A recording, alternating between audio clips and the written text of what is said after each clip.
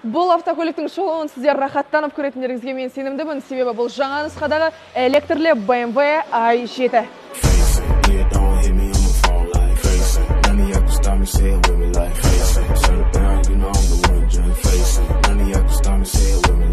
Жаңа технологиялармен, жаңа фишкалармен қазіргі заманда таңғалдырған бұл BMW-ның салмағы 2 тонна 640 килограмм, 100-ге 4,7 секундында жетеді.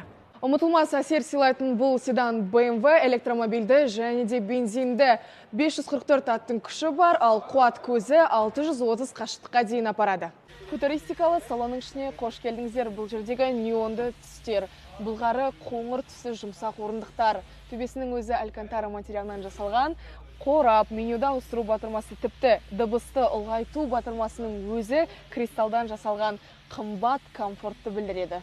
Автокөліктің алдыңғы бөлігі эксклюзивті дизайнда жасалған. Сваровскийдің кристалды шамдары көздің жауын алады, және де радиатор торы көбісінің көңілінен шықпаса да ерекше стильде жасалған.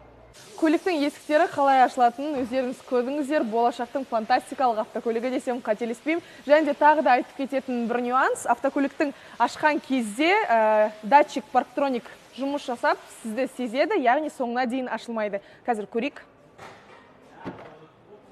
Көрдіңіздер ме? Мені сезіп, соңына дейін ашылмайды. Жаңа нұсқадағы